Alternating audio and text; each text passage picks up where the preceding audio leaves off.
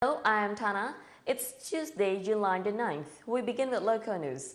Cambodian King Prabowo Norodom Sihamoni participated in the tree planting ceremony in Sihanoukville province on Tuesday morning, July the 9th.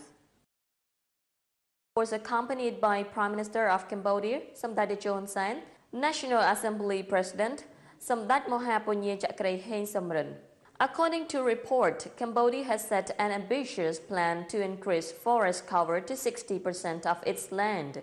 In 2010, Cambodian forest covered a land area of over 10 million hectares, about 58% of its total land area.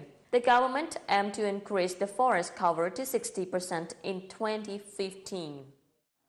A majority of Cambodians believe that the government is capable of dealing with rampant corruption in the country. This is according to the 2013 Global Corruption Barometer. The report said 57% of Cambodians said the government's campaign against corruption is effective.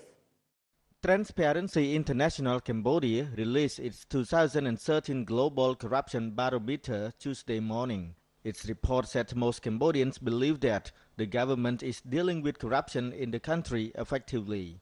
The report also said around 81% of respondents believe that the general public could bring change in terms of corruption fight. A majority of respondents also show their willingness to fighting rampant corruption in the kingdom. Transparency International Cambodia also called on the Cambodian government to take effective actions to combat corruption. The organization said existing anti-corruption laws should be more effectively enforced and the public shall be further encouraged to get involved in anti-corruption efforts. Transparency International Cambodia said corruption mostly happens in four institutions, including judicial and police institutions, public sector, and political parties. Currently, rampant corruption is seen as one of major obstacles to Cambodian development. Cambodian and American businessmen met in Long Beach, California for business-related purposes. They shared information and exchanged views. The meeting was intended to explore opportunities for more U.S. investment in the Kingdom of Cambodia. Over 100 Cambodian and American business leaders met in Long Beach, California. The meeting was arranged by the U.S. Embassy in Cambodia. Among the participants were Excellency William E. Todd, U.S. Ambassador to Phnom Penh, and Oknya Lim Heng, Vice President of the Cambodia Chamber of Commerce. The meeting aimed to increase investment and trade volume between Cambodia and the United States. It also provided a forum for American business people to hear from Cambodian counterparts about actual trade and investment climate in the kingdom. At the meeting, Oknya Lim Heng, representative of Cambodia Chamber of Commerce President Nek Oknya Kitmain, briefed the audience about real political and economic atmosphere in Cambodia. He said Cambodia has enjoyed full political stability and security and that the country has seen steady growth. Also in attendance were some big names in Cambodia's business circle. They included Eklida Bank CEO N'Chani, Bunna Realty Group Executive Director Sung Bunna, Rami Saraf, Director of OMA Cambodia, and Brett Scaroni, President of U.S. Cambodia Business Council. They shared information regarding Cambodia's investment and tax policies with their U.S. counterparts. Cambodian business delegates will remain in the U.S. until July the 16th. This was the fifth visit to the U.S. arranged by the Cambodia Chamber of Commerce, aiming to attract more U.S. investors to come to do business in the kingdom. Do you know that in Cambodia one person has more than one phone? It's a fact after all. According to a government report, Cambodia has more than 19 million phones while its population is just around 15 million. The report says as of December 2012, the country has more than 19.6 million phone sets and the usage rate for mobile and fixed phone is 133.56 sets per 100 people. There are over 19.1 million mobile phones and more than 500,000 fixed phone sets. In urban areas like capital Phnom Penh, it's observed that most people use more than one phone each. And expensive high-end smartphones have also become trendy as the country's middle class is expanding.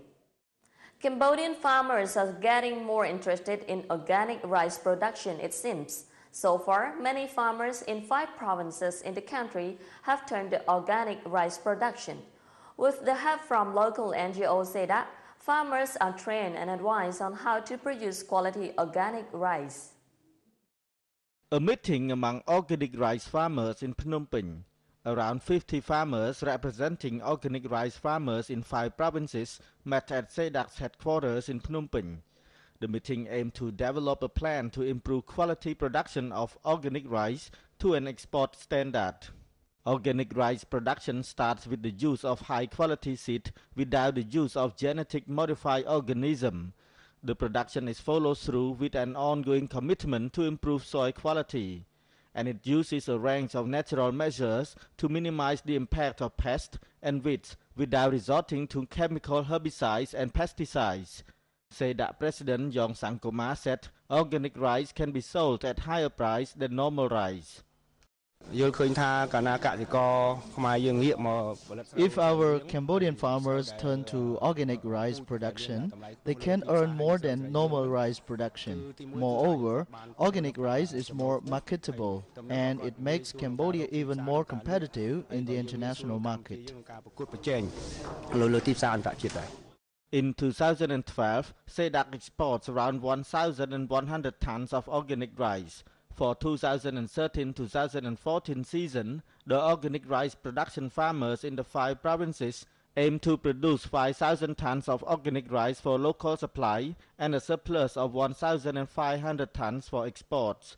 Currently, the United States and European Union are Cambodia's main markets for organic rice.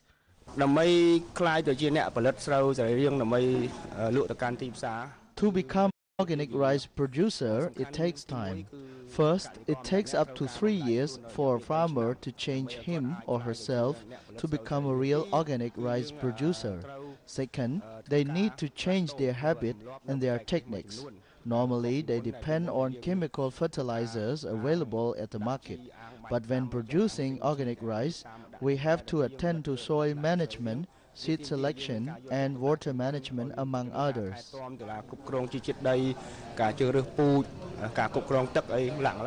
Cambodia has an ambition to be one of the major rice exporters to the world markets due to its potentiality as an agrarian country. About 80% of Cambodia's 14 million populations are farmers. That's all in part 1. When we come back, we will bring you more lighter news from the region and around the world. Stay tuned.